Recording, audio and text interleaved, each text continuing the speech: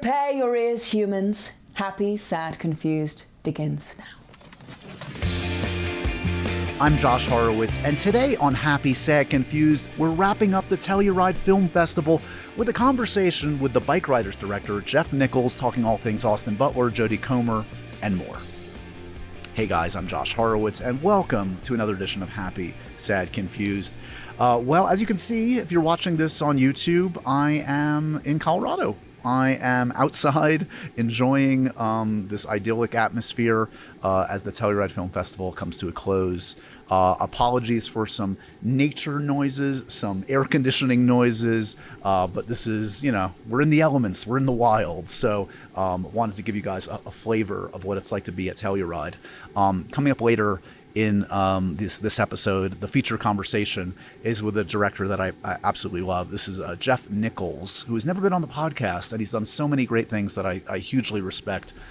Shotgun Stories, Take Shelter, which really introduced me to Michael Shannon and Jessica Chastain, Mud, Midnight Special, and now he's got this great new movie, The Bikeriders, which premiered here and features a all-star cast of my favorites. Jodie Comer, Austin Butler, Michael Shannon, Boyd Holbrook, Tom Hardy, the list goes on and on. So that's the feature conversation coming up a little bit later. But first I want to give you guys a little bit of a wrap-up on Telluride, because this is such a special festival. I talk about going to festivals all the time, and I've been privileged enough to go to things like Sundance and Cannes and Toronto over the years.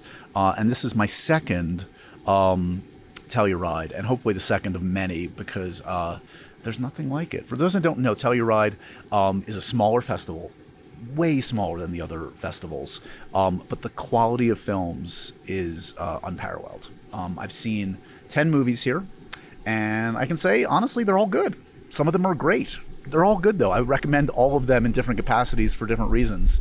So I wanted to give you guys a little bit of a rundown of what I saw and give you a sneak peek of films that are going to be coming to a theater near you, hopefully soon, sometimes a little bit later. But let me refer to my phone now to see what I saw, and I'll give you the rundown. And like I said, you might have heard of some of these things. Some of these things you may not have heard of. So in no particular order, I saw The Holdovers, which is the new film from Alexander Payne, one of our greats, Sideways, About Schmidt, Election. This is a 1970s, early 70s set prep school kind of dramedy starring Paul Giamatti. Really entertaining, very funny, very sweet. Echoes of Scent of a Woman in there, for good or for bad, but Giamatti kills it, and it's great to see Alexander Payne back after downsizing, which was a bit of a dip. So that was the first night I saw that one, and The Bikeriders, which I'll talk about a little bit later on. All of Us Strangers, new film from Andrew Hay, really emotional, beautiful story, really sad, to be honest, bring tissues. This one stars Andrew Scott, Paul Mescal, Jamie Bell, who we love around here, and of course Claire Foy, who you guys know I adore. So that one is really, without saying too much, it's kind of a weird kind of a ghost story in a way. Andrew Hay really dives deep into Andrew Scott's character and explores his lack of coming out to his parents way back when, and kind of how he's wrestled with that as an adult. Paul Mescal is this kind of man that comes into his life, and Claire Foy and Jamie Bell are the parents. All excellent, really beautiful story, as I said, and will touch you if you have a heart inside. And as you guys know, I barely do, but it worked on me. Saltburn, you've probably heard about, from Emerald Fennell. This is the Promising Young Woman follow-up, and it's fantastic. It is a big, audacious swing of a movie. Look, Phil, Telluride person leaving. Look, that's atmosphere. This one stars Barry Keoghan, who we love around here, Jacob Elordi. Carey Mulligan has a small cameo. Rosamund Pike steals all the scenes she's in. And it's kind of, without revealing too much, it's basically about a young man who kind of infiltrates a high society family. Jacob Elordi's family. Rosamund Pike is the matriarch, and Barry Keoghan is kind of this mysterious young man. Very funny, very dark, twisted. If you thought Promising Young Woman was dark and twisted, you ain't seen nothing yet. This was a divisive movie for some, but I really enjoyed it. The Zone of Interest. is it's a tough sit, but it's a worthy sit. It is from Jonathan Glazer, who's only made a few films: Sexy Beast, Birth. What was his last one? Under the Skin. And so it's been many years.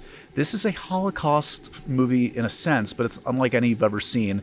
This is about a commandant and his family who live right outside the camps, and you never see the actual atrocities. You're kind of seeing the banality of evil. You're seeing this family kind of like go through the motions of their life.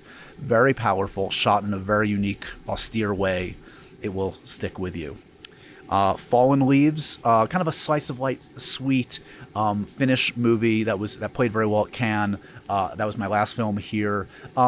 80 minutes, kind of a sweet kind of a love story between two people struggling to kind of find connection in the world. A slighter movie, but worth checking out if you're so interested.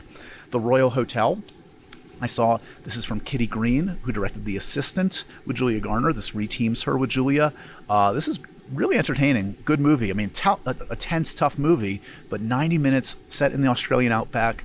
Two young women who are working at a local bar with really a rough crowd, and you will be gripped by this drama. With moments of humor here and there, but really effective, and I'm very impressed with what Kitty Green's been doing so far, and Jessica Hennick's in it as well, and she's fantastic. Tuesday, a big swing of a movie, Julia Louis-Dreyfus in a dramatic role, a movie about mortality and loss and grief with supernatural elements. This one's from A24, doesn't come out this year, so you're gonna have to wait on that one, but worth checking out. And then we're finishing strong with Anatomy of a Fall, which I was just mesmerized by. This is 2.5+ hours, but feels like it's 100 minutes. It is a police procedural. It's a dissection of a marriage. It won the Palme d'Or at Cannes, the big prize at Cannes. Fantastic movie, just so well told, and kind of a genre movie like that kind of like not thriller, but courtroom drama that isn't done much anymore, and is just so well done. An amazing lead performance from Sandra Hüller, who's also in Zone of Interest and is going to have quite a season. And then before we get to the Bikeriders, Poor Things, which I loved. Maybe my favorite movie of the festival. Poor Things from Yorgos Lanthimos. Man, this wowed everybody at Venice. Then it came over here. Emma Stone. What to say about this? It's kind of a Frankenstein story. It's based on a novel. I haven't read it, but visually audacious, as you would almost what you would expect out of a Terry Gilliam movie. Emma Stone, the arc of her character is remarkable. It is provocative. It is kind of sweet at times and inspiring and very funny. People are loving Mark Ruffalo. I in particular love Willem Dafoe in this. This could be a big Oscar movie, and it's a wild movie. It's not going to be for the stodgy Academy crowd, but the talent on screen and behind the screen is undeniable in this, and it's a special one. So that finally brings us to the Bikeriders and to Jeff Nichols. So Jeff is a really smart, humble filmmaker, and this is his biggest movie yet, budgetarily and cast-wise. This movie doesn't open until December, so this conversation is a little bit unusual in that obviously 99% of you guys haven't seen this movie yet. There's nothing, so we do dive into a lot of the characters and most specifically the actors he worked with in this film. I don't think it's spoilery really in any way. It's going to give you a taste of how he put this film together, why he put it together, how he came up with this cast. In a nutshell, it's based actually on photography by a man named Danny Lyon of a biker gang I believe in the late 60s. This photography really inspired Jeff to create this fictional narrative inspired by real people about a subculture, a biker group. He calls them the Vandals in this. And he cast the hell out of this movie, guys. I mean, as I said, the lead performances, I would say, are Austin Butler and Jodie Comer. Austin in kind of pure movie star, magnetic, mysterious mode. Opening shots of this film. If you're an Austin Butler fan, this is the first 5 minutes. You will be satiated. You will be happy. Trust me. If you are a Jodie Comer fan, as you guys know, like myself, I mean, so happy for her and us that we are living in a time of Jodie Comer, and to see what she does in this movie. a true character, a true accent that will stick with you. Kathy is kind of the narrator of the story. She's telling her story to, I guess, the Danny Lyon surrogate, played by Mike Feist, who you might have seen in West Side Story. And then you have Tom Hardy as the leader of this gang, and I think it's one of Tom's better roles in recent years. I'm always mesmerized by him. You have Boyd Holbrook popping up. You have Norman Reedus popping up. And it has a lot of echoes of Goodfellas. We talk about that in this conversation. And I think Jeff wears those influences on his sleeve. If you love and know Goodfellas and Scorsese's work, you're going to see that in this film. So it's definitely an evolution for Jeff. It feels like a Jeff Nichols movie, I would say, but it definitely feels new and different and exciting. So this conversation, I will say, so if you're watching this on YouTube, this was audio only. Telluride doesn't really do on-camera interviews. There are no red carpets. There's no giant glitzy parties. That's kind of the beauty of it. So this was literally recorded in a yoga studio, me and Jeff sitting around with my audio equipment, and it couldn't have been more casual. And as you guys know, I positively love Michael Shannon, who's a very close friend of Jeff's. He's been in all of his films, so it was fun to kind of close the circle and catch up with Jeff and talk about Mike and this movie and preview it for all of you guys. So audio only, but I think you'll enjoy it. Here is my chat with the director of the Bikeriders. Put it on your schedule. December 1st, coming to theaters. Here's me and Jeff Nichols. So this is not the typical Happy, Sad, Confused. I don't usually do Happy, Sad, Confused in a yoga studio in Telluride, but I'm making an exception for a filmmaker. We're not doing yoga. No, we are, Jeff. Right now. For those imaginations running wild. That's why, yes, exactly. Downward dog, Jeff. Jeff Nichols is joining me. I'm such a fan of yours. We've never done like the long form conversation, and this won't be exactly the full thing, but I'm thrilled we're getting a chance to speak in this context. I'm flattered. Thanks. Yes, to set the scene, we're in Telluride. This is Jeff's first Telluride. I'm kind of shocked by that, but you're a veteran of film festivals. I remember talking to your cast, maybe you actually, for Take Shelter at Sundance way back when. Yes. Have film festivals been very important to your career? Yeah, they were kind of the point of entry to the marketplace, which sounds very calculating, but it was true to a degree. With Shotgun Stories, which didn't get into Sundance, that was my first film. Right. We premiered at Berlin in the Forum section, which was fantastic, and really kind of an awakening for me as an adult and as a filmmaker and storyteller. But, I always knew, for better and worse, the first people to judge my films and maybe be the ones to decide how they enter the world were going to be festival programmers. Right. And so that wasn't lost on me on my first two films. By the time I was making Mud, I was making films for other, that consideration had left, I should say. Was the first time you went to film festivals, as a filmmaker, or had you been to festivals prior to that? Because that's an odd circumstance for many young filmmakers to suddenly be thrust into that kind of... I had really only been to one place, but it was a big one. My junior year of college at North Carolina School of the Arts, I got an internship with Kodak in the American Pavilion and was able to go over to the Cannes Film Festival. I waited tables at the American Pavilion, and it was really important. There have been a few moments in my life where the idea of becoming a filmmaker started to come down to earth a little bit. Yeah. Getting into film school was one. Getting into the directing program of that film school was another. And going to Cannes was one, because, one, you get to put on a tuxedo and go see a film in the Palais, and you're like, this is honoring cinema in this really beautiful, elegant way. And but then also you just got to see people, and it demystified it for me a little bit. It was interesting how it elevated cinema. Yep. And it demystified. Right, humanized them. Yeah, These are actual human beings that make this stuff. 100%. Yeah. And those I needed those for better or worse. Growing up in Arkansas, we didn't have any connections to the film industry really.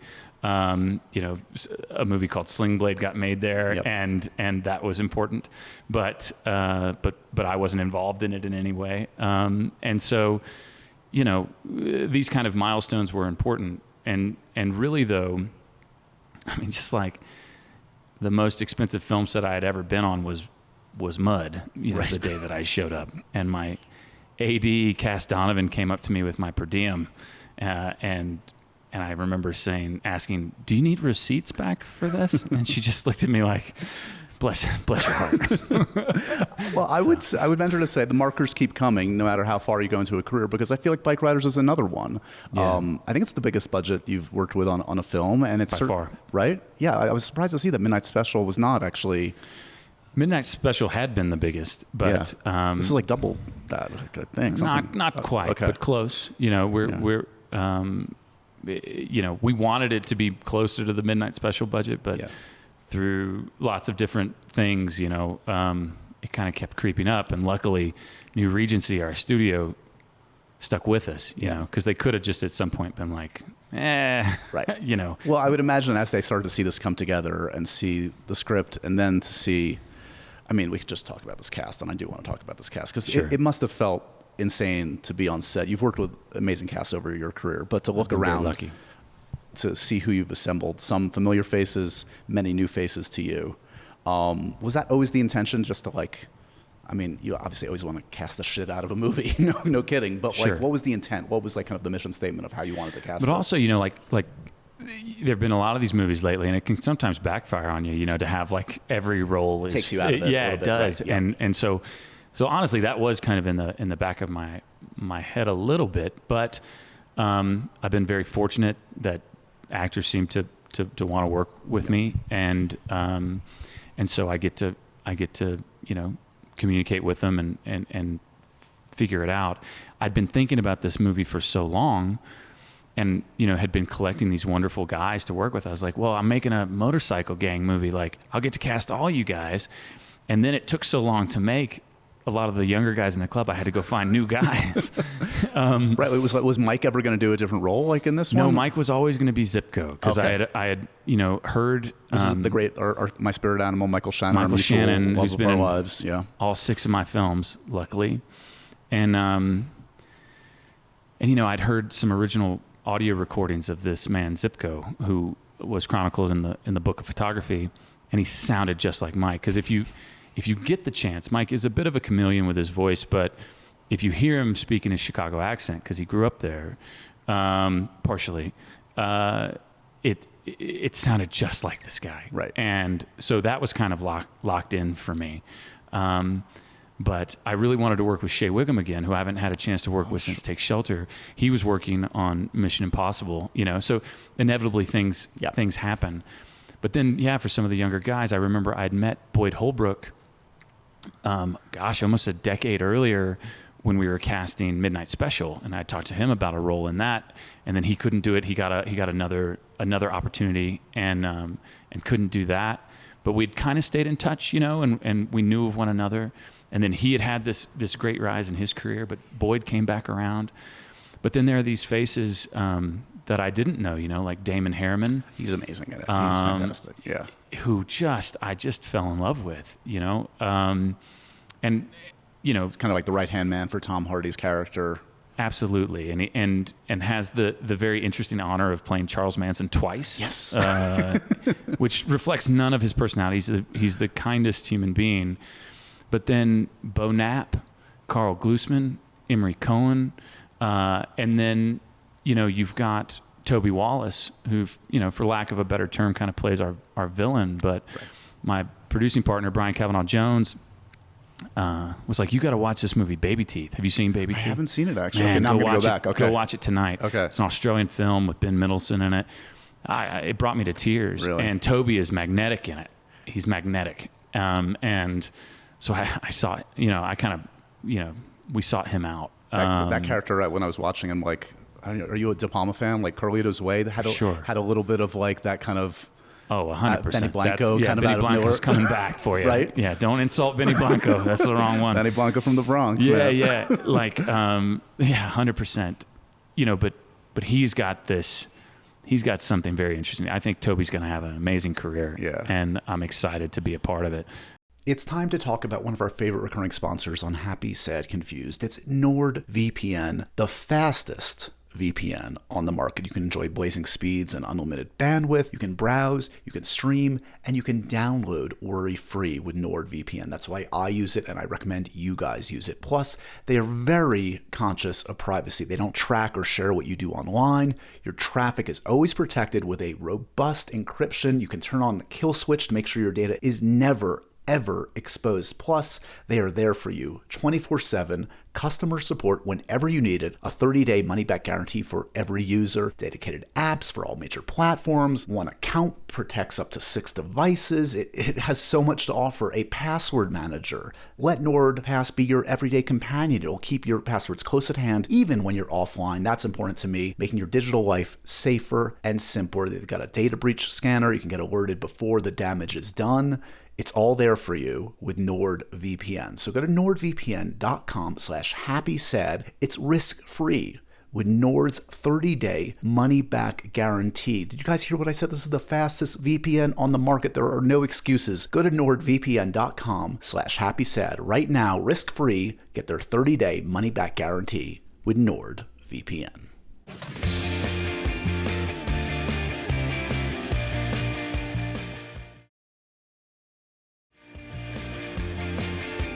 Before we get to then obviously the bigger names that folks will be familiar with, you mentioned this has gone way back, and this is inspired, for those that don't know, by photography primarily. Yeah. I mean, so was this fully formed in your head for 15 years? Like, how did this kind of turn into what it became? Not at all fully formed. In fact, I was terrified of it probably for a decade. Yeah. But I found the book in 2003, so we can officially call it 20 years. Wow. It was sitting on the floor of my brother's apartment in Memphis. My brother Ben's in a band called Lucero. He's the oldest of the 3 brothers in my family. And he's just always been the cool one, always playing the coolest music, listening to the coolest music, reading the coolest books. And I walked into his room, and there's this beautiful cover. It was actually a 2003 reissue of the book, which I didn't know at the time. And there's a big red, bold, bright red stripe at the bottom with white lettering, the Bikeriders knocked out in kind of Helvetica, real simple font. And on the top is this beautiful black and white photograph of these 4 motorcycle riders kind of cresting a hill on a rural highway. And I was in, honestly, from the cover. But you start looking at these photographs, and, Danny has a way of embedding himself in a subculture, and so he gets these really personal photographs from people. But what I found really interesting was the text in the book, which there's not a lot of it, were transcribed interviews. And they really just read like monologues. Rarely do you have Danny's voice coming in even to have a question, because he found these people that loved to talk. And Danny was very, very good at what he did and was able to ingratiate himself to the point to where they would just open up.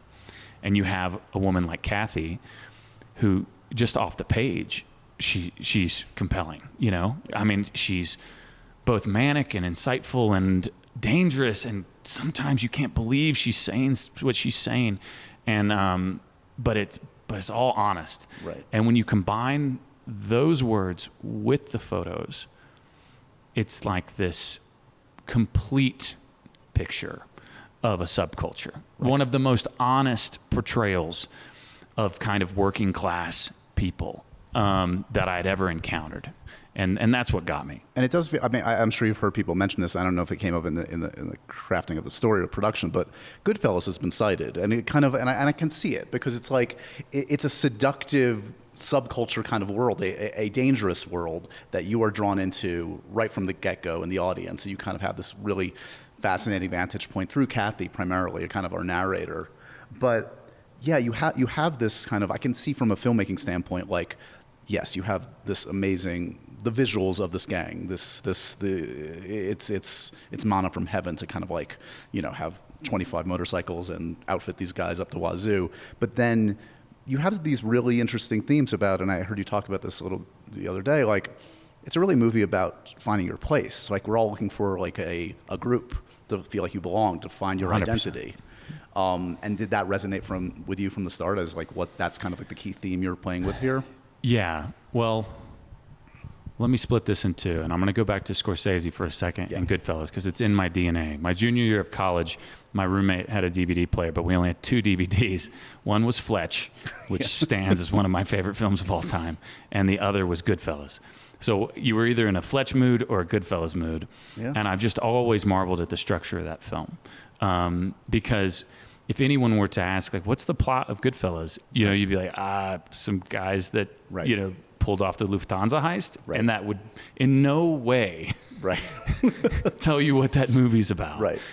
And that first hour of that film, I think, is probably one of the greatest narrative constructs in terms of storytelling that I've ever seen. Yeah. Certainly in terms of building a very specific subculture, you know, clothes, voices, food, sound, behavior, thinking, like all of these things. And so that was on my mind. If you're going to pick a model, that is the best. Yeah, I mean, the opening line of your movie could have might as well have been like, for as long as I've been alive, I've wanted to be in the Vandals. It could have been Benny saying that. 100%. And I'm fully willing to stand in front of the firing squad and say, like, this is a Shaggy Dog version. Like, doesn't bother me whatsoever. I've been lucky enough to be introduced to Scorsese and have a couple of conversations with him, and I haven't spoken to him about this film yet. I haven't shown it to him. I'm real curious if he just turns around and is like, you've been paying attention. But anyway, so set that aside for a second. But the thing I want people to notice, because I think it's a little surface just to say, like, oh, there's a freeze frame and some voiceover and it's Scorsese with a music hit, because that's not it. That's not only it. That's obviously part of it, but it's the narrative structure of that first hour. Yeah. If you really care and you really want to think about it, go think about that.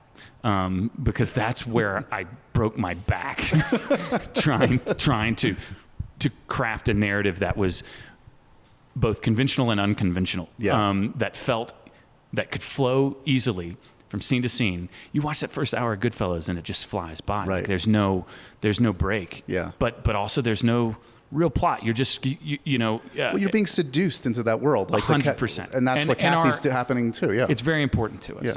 So we'll set that aside for a second and not talk the entire time about that. Because you were talking about identity. You were talking about feeling like you belong to a feeling group, like you belong. I mean, you know, I think right now, more than ever in my lifetime, like we are so desperate for identity. Like it is a animating force in our lives right now.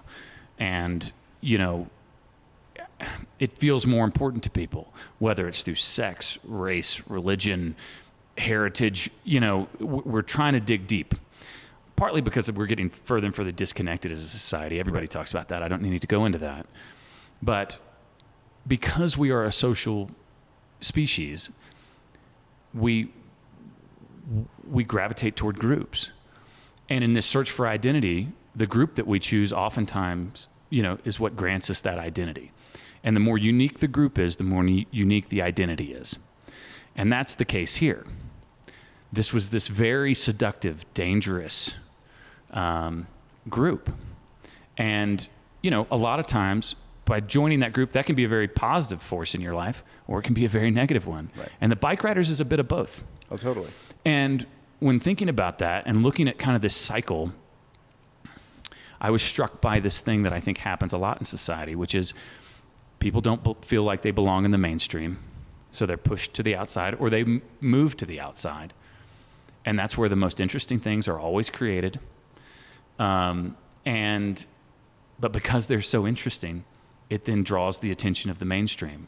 And that was certainly happening to biker culture in the 60s. To the point to where it started to become an affectation of itself. Right. It's a cycle that I very much saw in the mid-90s in Little Rock, Arkansas. Believe it or not, Little Rock, Arkansas had a really great homegrown punk rock scene. I was too preppy and too stupid. I played drums in a couple of, you know, bands, but my brother kind of got me in to the cool kids table, and but I got to witness it. And as soon as you start to try to define this thing, because it starts as a feeling, it's just a vibe and kind of a desire to dress a certain way and listen to a certain type of music or behave a certain type of way. But then you start putting rules on it. Then inevitably that starts to come, and it's undoing. Right. And those rules end up becoming the thing that destroy it. And I saw that pattern in the 90s, and I saw it when I started looking at the Bikeriders. And I remember I went through this very long speech that I've just given you to the first time I met Danny Lyon. And he paused and he goes, so you don't want to make a movie about a photographer? I mean, he's in there. It's just not his story. Another time, Danny. We wouldn't have it without you. Yeah. Danny Lyon's a brilliant man. And Mike Feist, fantastic. I feel very lucky to have gotten to know him. And Mike Feist did us a massive solid by showing up and really playing observer, you know, in this film, which is because Mike is an incredible actor, and for him to come, be quiet, and listen, it was so valuable to me. So. Okay, so back to some of these actors, because we've left some of my favorites on the table. Jodie Comer's already getting justifiable raves for this. We know she's a transformative actor, but what she does in this is pretty remarkable. Do you remember seeing what she was doing? Like, was there like a back and forth, or was that fully formed, her accent, everything from day one on the set? You know, it's easy to listen to filmmakers talk about their actors, and hyperbole creeps in pretty often. She's one of the best actors I've ever worked with. And I've worked with some of the best actors in the world. I just have. We're just going to, let's throw humbleness out that window. I didn't really know her work very well. I'd seen The Last Duel because I wanted to see anything that Adam Driver's in, who's a friend. Right. And she was great, but pretty subdued in that role. Yeah. And it wasn't until Francine Maisler, my casting director, was like, you got to talk to Jodie. That I went and watched the first 2 seasons of Killing Eve and was like, okay. There's a lot going on there, because that's kind of it's big. There's a big range, happening there. Yep. And so then I Zoomed with her, and she said yes, because I kind of went into that Zoom with Francine in my ear going like, you just have to get her. You have to get her, And at that point, I'm like, all right, let's roll the dice. Let's go. Fortunately for me, she said yes. But you never really know, because you haven't worked with somebody, and there's not a ton of work, right. To base your opinion off of. And I was lucky enough to be on the jury for Cannes 2 years ago, and I was flying back through London, and I was actually stopping off to meet Tom Hardy in person for the first time, and talk about possibly him playing Johnny. And that was a wild meeting, because he's the most intense person I've ever met in my life. So we can talk about that in a second. But I came out of that meeting, it was like 3 or 4 hours, and I was a bit punch drunk, to be honest. But that night I had a ticket to Jodie's play Prima Facie on the West End. Yeah. And I went to see this hour and 45-minute one-woman show. No one else is on stage.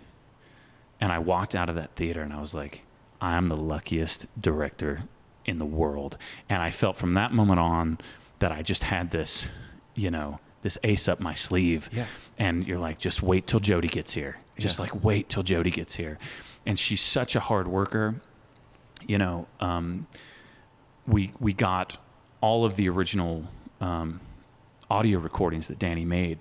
And I actually had some of them when I was writing the screenplay. So I'd heard these voices, and I'd heard this woman, Kathy's voice, which is phenomenal. And anybody that thinks like it's not accurate, like, just wait. We're going to release some of it. Like, it is so spot on what she has done. And one day she left set, and she left some of her work behind.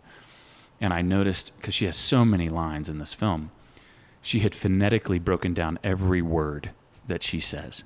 And it's one thing to do that work, but then it's another to make it disappear and become invisible. And we just sat there. I mean, I talked to Mike Feist about it, like who grew up in Ohio. And after one take, he pulled me aside and he was like, I just felt like I was in my aunt's kitchen in Columbus, Ohio, totally. Like watching her smoke cigarettes and talk. It just, we were just kind of mouth agape. So, yep, Jodie's badass. Jodie is, Jodie's the real deal. And then you combine that with Austin Butler, which. So where was he at then? Had you seen Elvis? Did you know? Like, how did you know? Elvis wasn't out yet when I met him for the first time. Again, my producing partner, Brian Kavanaugh Jones, had said, I guess the script had started to circulate a little bit, and his agent called, and I think he had read it and was really into it.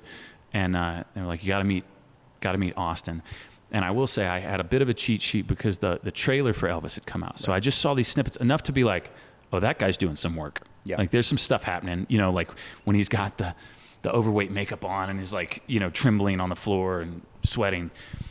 So I met him out in LA. I'm not out there very much, but we met at a restaurant, and I met him out front, and he walked up and he held his hand out, and I just immediately was like, he's got it. This is the guy. Yeah, he's soft-spoken, intense. Like he's like dedicated. He's just and he's beautiful, and like yeah. And your often camera when loves him. You shoot him like a movie star. Like he's the opening a movie stuff. star.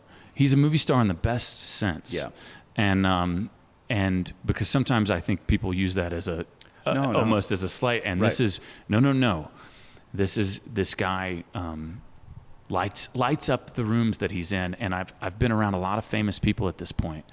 And he's got it, and I needed this character. I needed people to understand why Jodie's character and Tom's character would invest so much in him, would want so much out of him, which of course that's the tragedy because his character's incapable of holding what those people need from him. But you never question, I think, in the film why they're so drawn to him, you know. Physically, yes, but even more than that. Right. Like you wanna be around this person, and I felt it from the first second I shook his hand.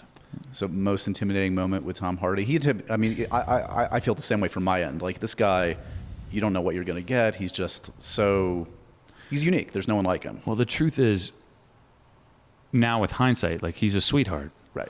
And I consider him a friend, you know, which I'm very proud of, and because it felt like I worked at that, you know. Right. It feels like he doesn't give his trust easily, but once you're in probably. I hope so. Right. I do feel like, and I don't think I'm at this level, but he strikes me as the type of person that if you were his friend and you called him and you needed help, he would get on a plane and literally come that second. Right. He strikes me as that type of person. He's a very passionate person.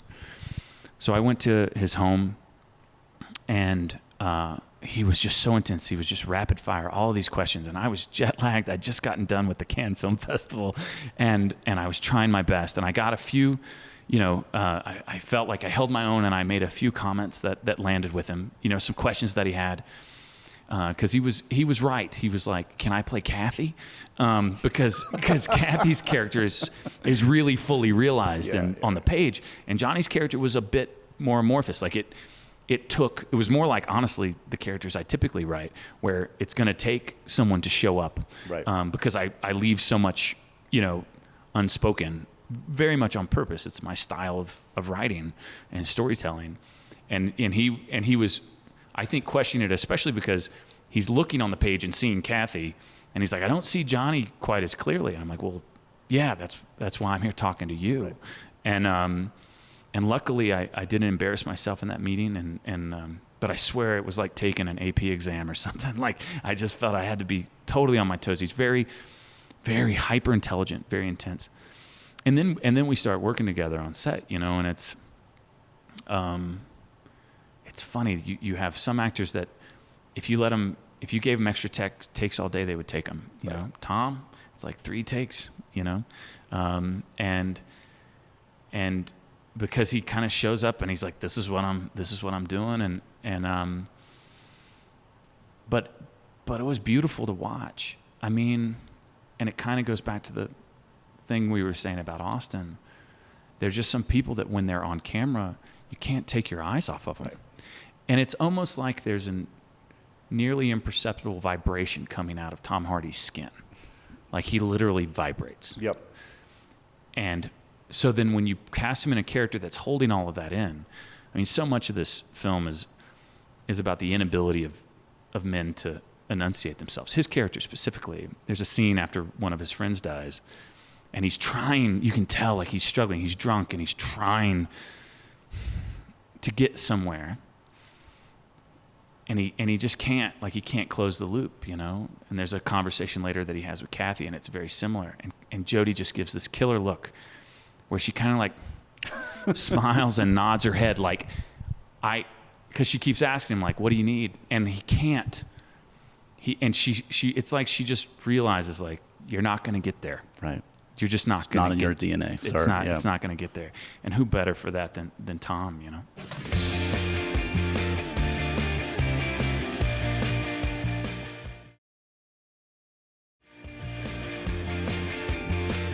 Taking a step back kind of on the macro view of the career. So we're 6 movies in, and it's a very diverse resume you've crafted, and I've followed it very closely through the years, and I love it all. But I also know that you talked about your reference points. They're very similar to mine, and I think you were a comic book fan growing up, and there was talk of Aquaman very briefly at one point, and there was talk of Alien Nation. I remember you were developing at one point.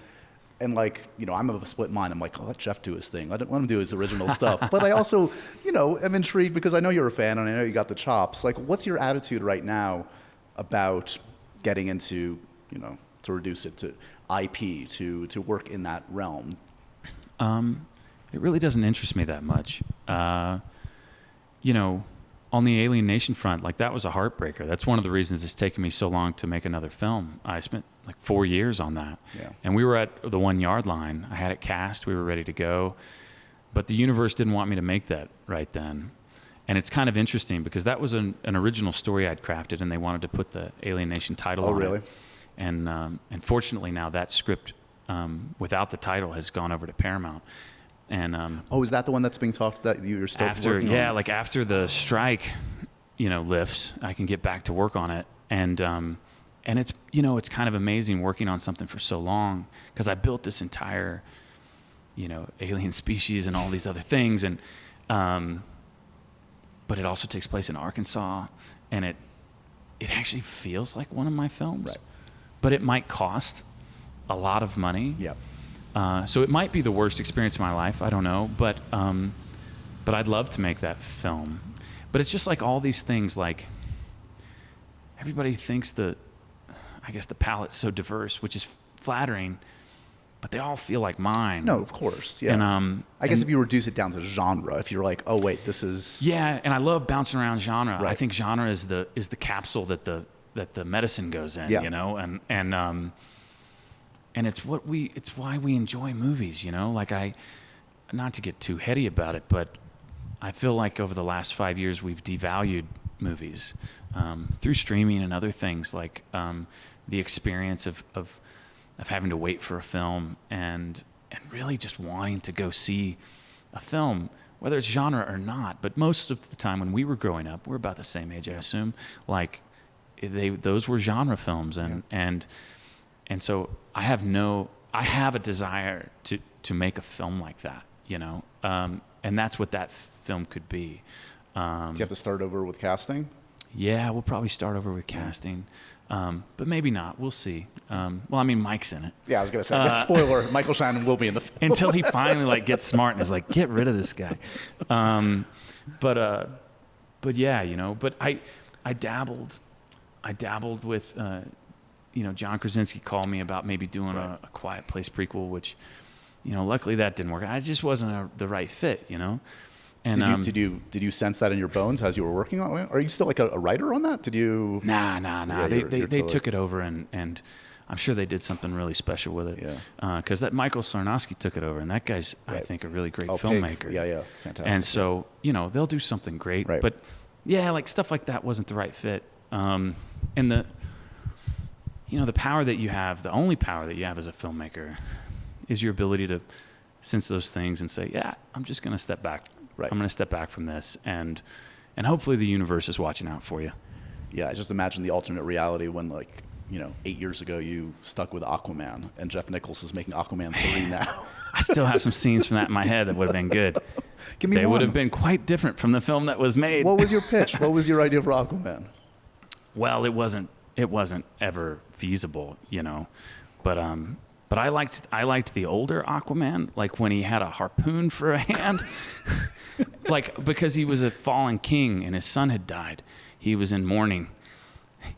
Obviously, just from this brief pitch, you can see it would have sold hundreds of dollars worth of tickets. And Michael Shannon is Aquaman. Are you guys in? No. But anyway, that stuff's just kind of fun to noodle on. But and nobody needs to beat this horse. But like, we got a lot of those movies now. Right. And so, so there are a lot of stories in the world, and it's okay. Spend some time telling some other ones. The last movie you were inspired by? Have you seen anything here besides your own work, or have you? I just saw Daddy-O last night. Oh, I yeah. thought it was wonderful. Good to see Sean Penn with a nice meaty role again. Man, right? I love Sean Penn so much. I want to work with that guy so bad.